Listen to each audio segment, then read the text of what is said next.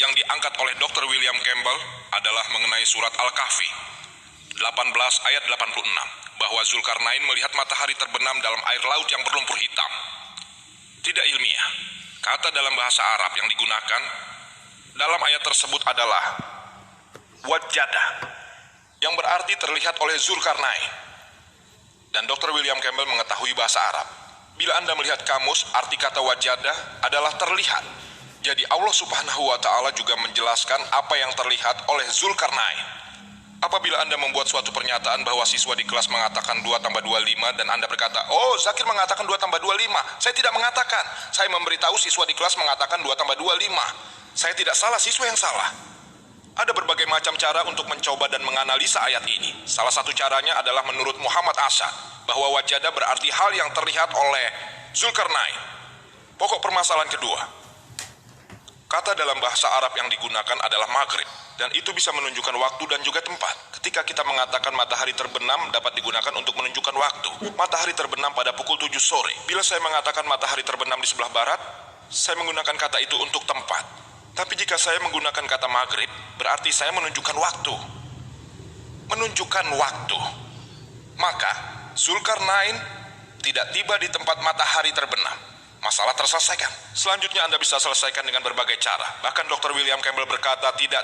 Pemikiran dasarnya terlalu berlebihan. Itu bukanlah terlihat oleh, itu sebenarnya seperti ini. Mari kita analisa lebih lanjut. Ayat Al-Quran menyebutkan matahari terbenam dalam air laut yang berlumpur hitam. Sekarang kita tahu, ketika kita menggunakan kata-kata matahari yang terbit dan terbenam, apakah matahari yang terbit? Secara ilmiah matahari tidak terbit dan juga tidak terbenam. Kita mengetahui bahwa matahari tidak terbenam sama sekali. Itu rotasi bumi yang memunculkan matahari yang terbit dan juga terbenam. Namun, bila Anda membaca surat kabar harian yang menyebutkan matahari terbit pada pukul 6 pagi, terbenam pukul 7 sore, oh, surat kabar tersebut salah, tidak ilmiah.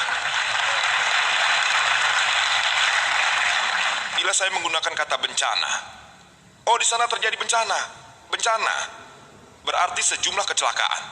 Jadi, ketika saya berkata bencana ini, maka tiap orang tahu yang saya maksud adalah sebuah kesengsaraan atau kecelakaan besar, bukan mengenai bintang jahat. Saya dan Dr. William Campbell tahu, ketika orang sedang marah, kami menyebutnya orang gila. Benar atau tidak? Paling tidak saya percaya Dr. William Campbell juga begitu. Kita menyebut orang tersebut gila. Dia sedang marah. Apakah arti dari orang gila? Itu berarti tertabrak rembulan. Bagaimanapun bahasa bisa berubah, seperti halnya dengan matahari terbit.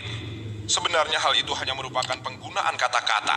Allah juga memberikan perlindungan kepada umat manusia. Ia juga menggunakannya bahwa kita memahami. Jadi itu hanya matahari yang terbenam, bukan karena matahari yang benar-benar terbenam.